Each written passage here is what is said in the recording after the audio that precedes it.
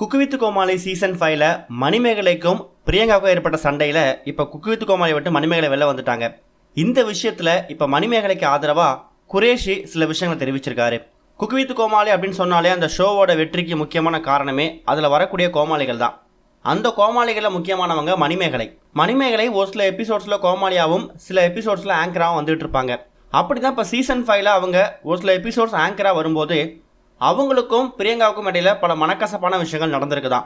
இதை பற்றி ரீசெண்டாக மணிமேகலை ஒரு போஸ்ட் ஒன்று போட்டிருக்காங்க. அந்த போஸ்ட்டில் அவங்க என்ன பண்ணியிருக்காங்கன்னா, இந்த குக்கு வித் கோமாளி ஷோ வந்து நான் ரொம்ப சின்சியரோட ஒரு லவ்வோட தான் பண்ணிகிட்டு இருந்தேன். மற்ற சீசன் மாதிரி இந்த சீசன் கிடையாது, டோட்டலாகவே மாறிடுச்சு. குறிப்பாக ஒரே ஒரு ஃபீமேல் ஆங்கர் வந்து இந்த ஒட்டுமொத்த ஷோவையும் டாமினேட் பண்ணுறாங்க. அதுவும் குறிப்பாக ஆங்கர் போர்ஷன்ஸ். நான் வந்து ஆங்கரிங் பண்ணும்போது என்னோட விஷயத்தில் தேவையில்லாமல் மூக்க நுழைச்சி அவங்க ஸ்கோர் பண்ணுறாங்க. அது மூலயமா என்னோட கெரியர் பாதிக்கப்படுது. தயவு செஞ்சு நீங்களும் வாழுங்க, அடுத்தவங்களையும் வாழ விடுங்க. மற்ற சீசன் மாதிரி இல்லை, இந்த சீசன் நிறைய நெகட்டிவிட்டி இருக்குது. இந்த ஷோவோட முக்கியமான நோக்கமே போயிட்டு டாமினேட்டிங் மட்டும்தான் ஓவர் ஷேடோ ஆகுது. இந்த மாதிரி விஷயங்களை பிடிக்கலன்னு சொல்லிட்டு இதுக்கப்புறமா நான் குக்கு வித் கோமாளி சீசன் 5ல ஒரு பார்ட்டாக இருக்க மாட்டேன்னு சொல்லி வெளில வந்துட்டாங்க. இதுக்கு பல பேரே அவங்க கருத்துக்களை பதிவு பண்ணாலும் குக்கு வித் கோமாளியில் ஒன் ஆஃப் த கோமாளியாக இருக்கக்கூடிய குரோஷி சில விஷயங்களை தெரிவிச்சிருக்காரு. அந்த போஸ்ட்டுக்கே அவர் என்ன கமெண்ட் போட்டிருக்காருன்னா, wish you all the best in whatever you do. நீங்கள் பண்ணக்கூடிய எல்லா விஷயங்களும் சிறப்பாக அமையறதுக்கு என்னோட வாழ்த்துக்கள் அப்படிங்கிற மாதிரி தெரிவிச்சிருக்காரு.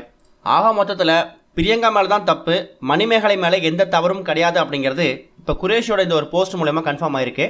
அதே மாதிரி லாஸ்ட் சீசன்லாம் கோமாளியாக வந்துட்டு இருந்த ஃபரீனா அவங்க என்ன சொல்லியிருக்காங்கன்னா, உண்மையாகவே உங்களுக்கு ஒரு பெரிய கட்ஸ் தான்.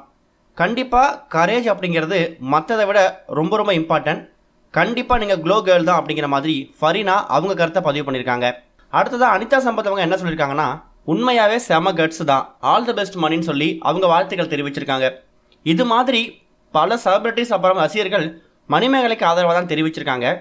ஆக மொத்தத்தில் மணிமேகலை ஸ்கோர் பண்ணக்கூடிய பல விஷயங்களில் பிரியங்கா தேவையில்லாமல் தான் ஒரு குக்காக தான் வந்திருக்கோம் அப்படிங்கிறத மறந்துட்டு வாலண்டியராக இன்வால்வ் பண்ணி மணிமேகலையை டவுன் பண்ணுறாங்களோ அப்படிங்கிற மாதிரி பார்க்க நமக்கே தோணுது.